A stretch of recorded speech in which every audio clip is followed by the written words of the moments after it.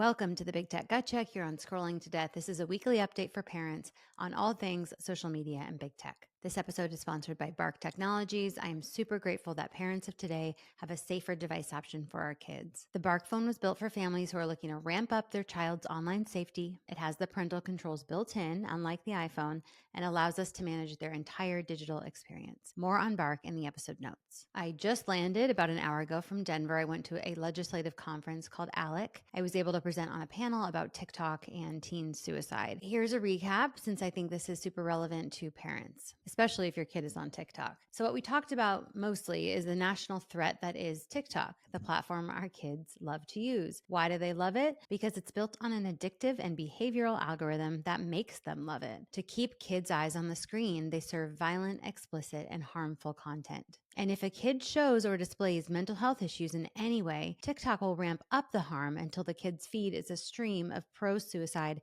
and self-harm content. I've seen this again and again and again. And if you're a parent and you have TikTok and you're not seeing that kind of content in your feed, that's because you get different content as an adult than teens do. So what we explored is the fact that our government, the US government, feels that TikTok is a national security risk due to the fact that it is owned by a Chinese company, and in China, the Chinese Communist Party, the government in China, has a golden share over Chinese companies like TikTok, which means that at any point, the CCP can require that TikTok send out a message, manipulate its users, or extract data on any person. This can lead to huge manipulative practices, especially when it comes to vulnerable children. In a recent interview with Representative Kat Kamika, Florida, I was told that TikTok is turning our children into foot soldiers for the Chinese Communist Party. This may seem insane, but it's true. It's why our government passed a divest or ban law against TikTok, saying that TikTok has to be sold to an American company or we will remove it from our app stores. Shortly after, TikTok sued us to overturn the law, so this is an ongoing issue. But what was spoken about on the panel is the true threat that TikTok is to our children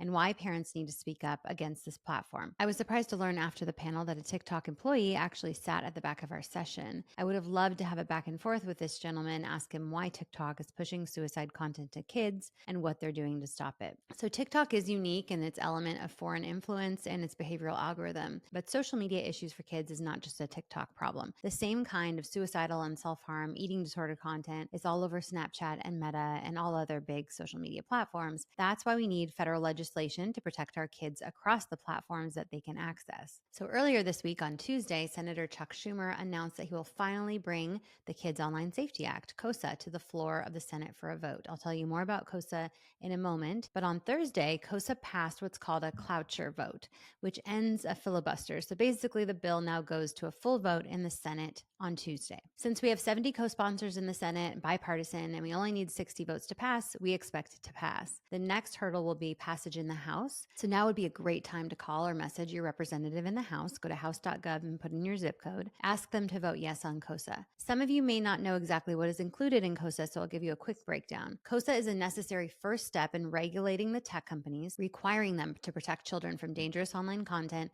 and force them to take responsibility for the harms that they have a hand in. Online platforms under KOSA would have a duty of care. They must prevent minors from harm by protecting their information, disabling addictive product features, and giving the option to opt out of algorithms. Under KOSA, tech companies would be required to limit their users from communicating with children and limit features that increase, sustain, or extend the use of the platforms, the addictive features like autoplay for videos and platform rewards. Under KOSA, online platforms would have to be defaulted to the safest settings possible for accounts it believes to be minors, which I think is important because I've seen research that kids will leave the safety settings as is, most kids. So please consider supporting KOSA and letting your representative know so many children have died that would be here today if KOSA had been passed. Next up, so this week, Meta finally did something real to protect kids from sextortion on their platforms. To bring you up to speed, kids have been getting targeted on social media, mostly teen boys. They're contacted by a girl, someone who looks like a girl, who engages in conversation, flirts, and asks for a nude or sexual video. Once that video is captured, the girl reveals themselves to be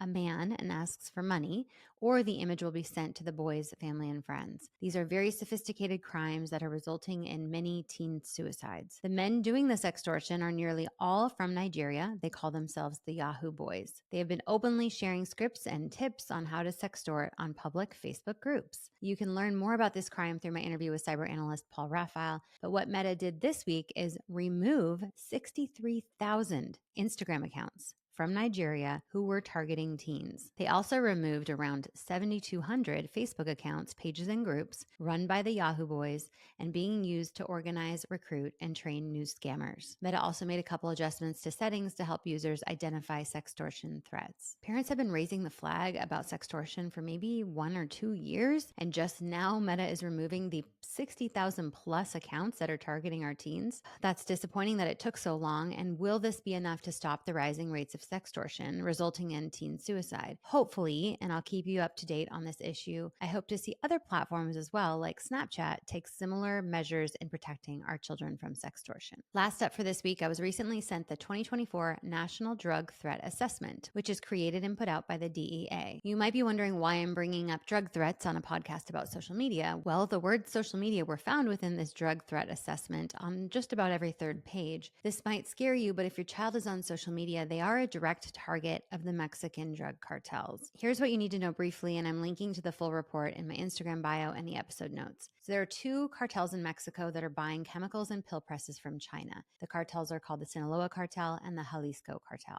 Once they obtain the materials from China, they manufacture drugs like cocaine and pills in labs. These drugs are now more deadly than ever because cartels are using fentanyl and a couple other highly addictive and deadly yet cheap substances. The pills are being created to look exactly like prescription pills, but they are in fact made with fentanyl and other filler. And 7 out of 10 pills seized by the DEA last year contained a deadly dose of fentanyl, the amount equivalent to just 10 grains of salt. These cartels have a presence in all 50 US states, and they use Facebook, Instagram, TikTok, Snapchat, WhatsApp, Telegram, and other encrypted apps to market and sell the fentanyl-laced drugs. They use emojis or numeric codes to get around the social media filters. They use geolocators within social media like SnapMap to find kids and even deliver the products to their home or to school. The threat is real here, and I hope all parents take it seriously. Have regular conversations with your child, and be sure to stock Narcan nasal spray in your home just in case.